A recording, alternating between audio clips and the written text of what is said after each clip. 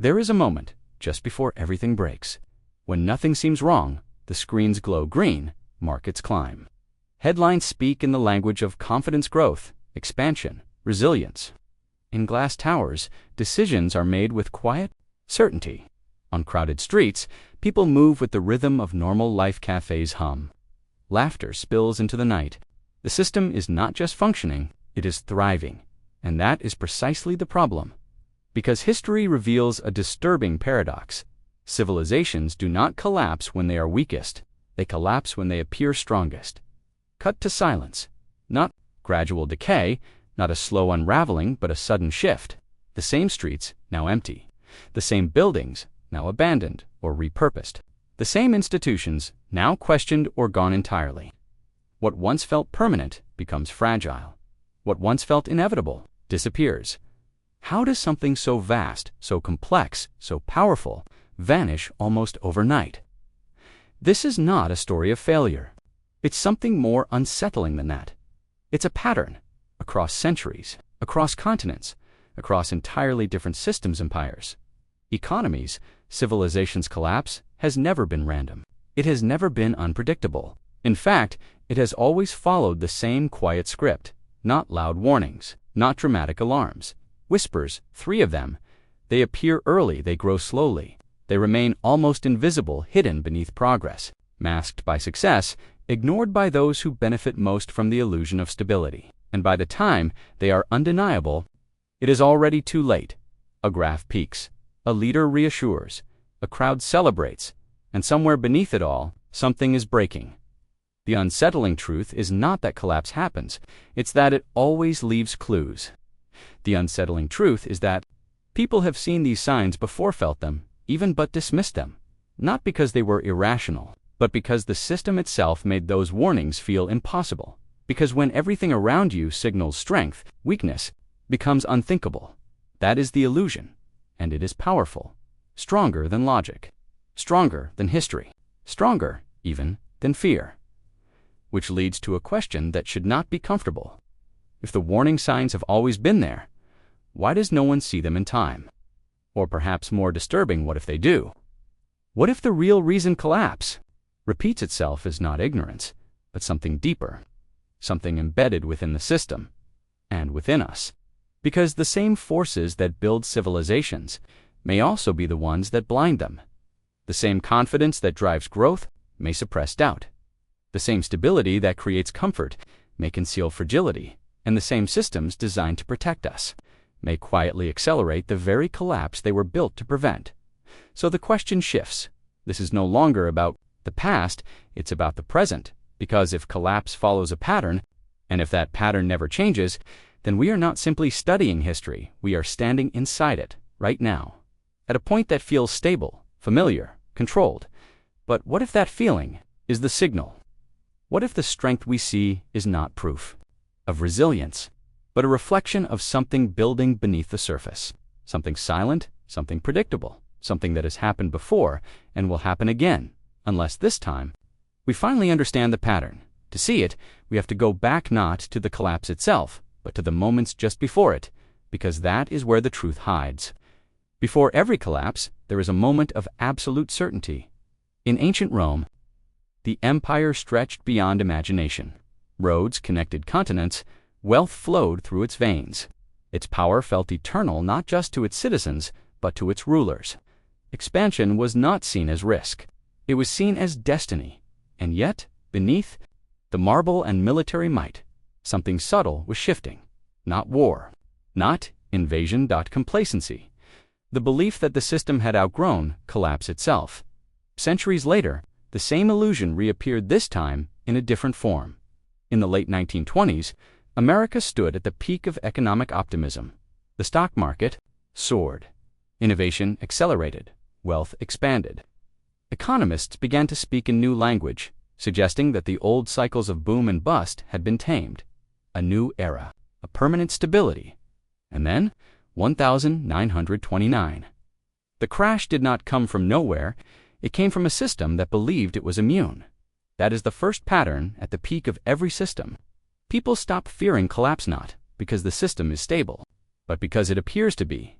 And that is where the paradox emerges. The more stable a system looks, the more fragile it often becomes, because stability breeds confidence. Confidence reduces caution, and reduced caution allows risk to accumulate quietly, invisibly, beneath the surface. In Rome, it was overextension, internal decay, and widening, inequality. In 1929, it was speculation, leverage, and an economy built on fragile assumptions. In more recent history, the pattern repeats again. Financial crises are never born in chaos. They are born in order, in systems that function so smoothly, so efficiently, that their weaknesses become impossible to see. Luxury expands. Excess becomes normalized. Leaders speak with certainty. Doubt fades, and beneath it all, cracks begin to form. Not dramatic cracks, not visible ones. Subtle fractures, hidden imbalances. A quiet divergence between what appears to be true and what actually is. This is what makes collapse so deceptive. It does not feel like collapse when it begins. It feels like progress, which leads to a deeper realization. Collapse is not an event. It is a process, a slow, almost invisible transformation that builds over time, and though one moment reveals everything at once, and that moment feels sudden, only because the process was ignored across different eras, different systems, different cultures. The details change, but the structure does not dot again and again. We see the same signals emerging before collapse: wealth concentrating at the top, debt accumulating beneath growth, trust slowly eroding between institutions and the people they serve. At first, these signals seem disconnected. Then they begin to align, and once they align, collapse becomes not just possible but inevitable. But here is the unsettling part. At the time, no one sees it that way, because from inside the system, everything still feels stable, still feels rational, still feels under control, which raises a question that history cannot answer, but we must. If every collapse follows the same pattern, why does every generation believe their system is different? Why does every era convince itself that it has escaped the cycle? The answer lies deeper than history, because collapse is not just about events, it's about systems, and to understand it, we have to look beneath the surface. The system does not collapse all at once. It weakens quietly, not on the surface, but underneath it, like a structure that appears solid while its foundation slowly erodes. To understand collapse, we have to stop looking at events and start looking at forces, because beneath every fallen empire, every financial crisis, every systemic failure, the same three forces are always at work, not as warnings, but as mechanisms. The first is invisible fragility. It is the illusion of strength hiding real weakness. A system grows, it expands. It becomes more complex, more efficient, more interconnected. And on the surface, this looks like resilience, but complexity has a cost. The more optimized a system becomes, the less margin it has for error. Small disruptions that would once be absorbed now ripple outward. Hidden dependencies form. Risks accumulate in places no one is looking. Debt builds behind growth. Leverage hides beneath stability, and because everything appears to be working, no one questions it. Fragility becomes invisible until it isn't. The second force is accelerating inequality. At first, it looks like success. Wealth concentrates, power centralizes, efficiency increases, but over time, something shifts. The system begins to lose balance. Resources flow upward, concentrating in fewer hands, while the broader base becomes less resilient. And this is not just a moral issue, it is a structural one, because when too much weight is placed at the top, the system loses its ability to absorb shocks. Consumption weakens, opportunity narrows, friction increases, and slowly, the system begins to hollow out from within. The third force is the erosion of trust. This is the most dangerous and the most invisible, because trust is not measured in numbers. It is felt in institutions. In leadership, in the system itself, at first, trust erodes slowly. A small doubt here, a broken promise there, but over time, those doubts accumulate, and once trust begins to collapse, it spreads faster than any economic shock, because systems are not held together by rules alone. They are held together by belief, the belief that the system works, the belief that it is fair, the belief that it will continue. When that belief breaks, the system follows. Here is the counterintuitive truth. Systems do not collapse because of external shocks. They collapse because they were already broken internally. The shock is just the moment of exposure, a trigger, a reveal. A single event that forces the hidden fragility, inequality, and distrust into the open. And by then, it is already too late. But these forces do not operate in isolation. They amplify each other. Fragility increases inequality. Inequality accelerates distrust. Distrust destabilizes the system further. Increasing fragility again, a feedback loop. Self-reinforcing. Quiet at first, then unstoppable. And this is where the pattern becomes impossible to ignore, because if these forces are universal, if they appear in every collapse, then they are not historical anomalies. They are structural realities, which leads to a disturbing implication. If these forces exist in every system, then they must exist in ours. Right now, not in the past, not in theory, but in the present. And if that is true, then the question is no longer whether collapse can happen, but how far along the process we already are. To answer that, we have to zoom out. There was a time when collapse was local. An empire could fall, and the rest of the world would continue. A market could crash, and distant economies would remain untouched. Failure had boundaries. Today, it doesn't. The modern world is not a collection of separate systems. It is a single, interconnected network. Financial markets move in sync. Supply chains stretch across continents. Political decisions in one country ripple through dozens of others. Everything is connected, which makes everything vulnerable. Imagine the world not as separate ships navigating the ocean, but as one massive vessel divided into compartments, but sharing the same structure. For a time, this design feels efficient. Resources move faster. Information travels instantly. Growth accelerates. But there is a hidden trade-off, because in a tightly connected system, there is no such thing as an isolated failure. A leak in one compartment does not stay contained, it spreads, and the more optimized the system becomes, the more fragile it becomes. That is the paradox. Interconnection creates strength, but also amplifies weakness. Efficiency removes redundancy. Speed removes buffer. Optimization removes resilience. And in doing so, the system becomes incredibly powerful and incredibly vulnerable at the same time. We have already seen glimpses of this. Moments where disruptions in one part of the world cascade outward, affecting markets, industries, entire economies within days. Not because the shock was massive, but because the system had no room to absorb it, no margin for error. Now consider the three forces again. Invisible fragility, accelerating inequality, erosion of trust in the past. These forces operated within individual systems today. They operate globally. Fragility is no longer local. It is embedded in the connections between systems. Inequality is no longer contained at spans. Across nations and populations, trust is no longer confined. It is influenced by global narratives, shared information, and collective perception. They are no longer isolated signals. They are synchronized, which leads to a question that history has never had to answer before.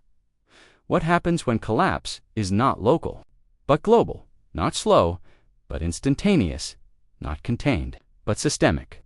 Because in a world, this connected collapse does not spread. Step by step, it cascades, and cascades do not move gradually. They accelerate, which means the next collapse, it follows the same pattern, will not look like the last dot. It will not unfold over decades. It may unfold in moments, or perhaps even more unsettling. It may already be unfolding, too slowly for us to recognize, yet too quickly to stop. And if that is true, then the real danger is not what we see, it's what we don't. Which brings us to a darker realization. We like to believe that collapse is something we can control, that with enough intelligence, enough policy, enough intervention, we can prevent it, that we have learned from history, that we are different.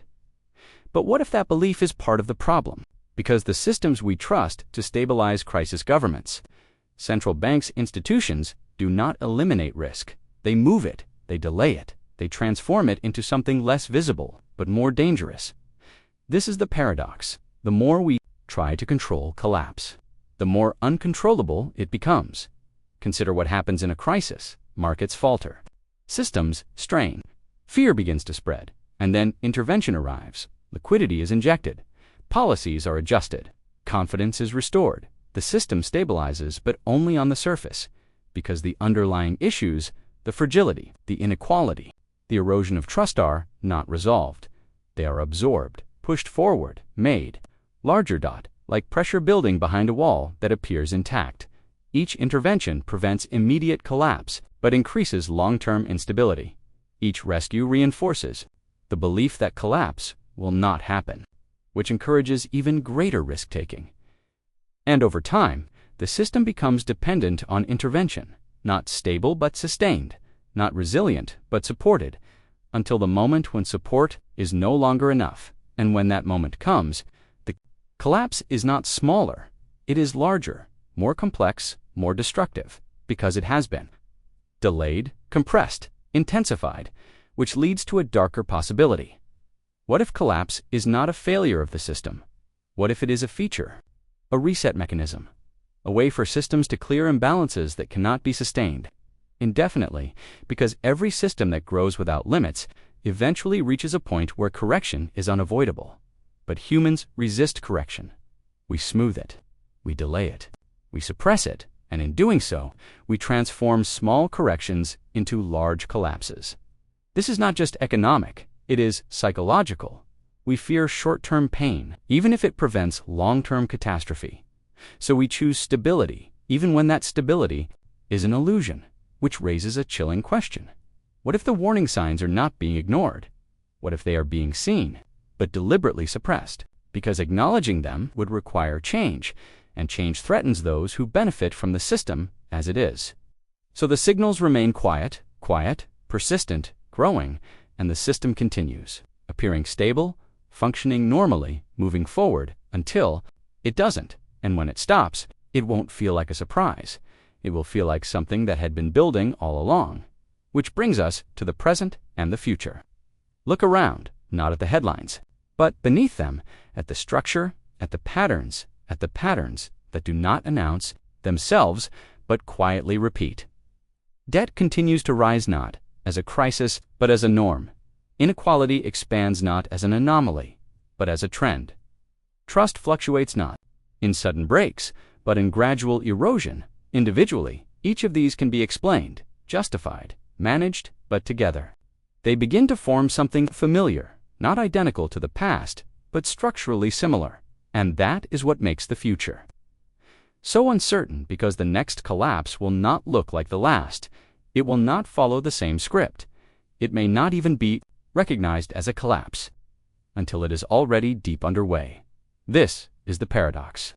The future collapse may already be happening, not as a single event, but as a process, a slow unraveling, a gradual shift, something that feels like change, but not crisis, at least, not yet. And that is what makes it so difficult to see.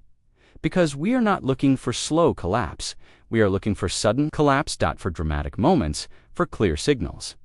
But systems do not always break that way. Sometimes they fade, they weaken, they adapt, until adaptation is no longer possible. And then, suddenly, everything changes. The question is not whether warning signs exist. The question is whether we recognize them for what they are. And even if we do, what happens then?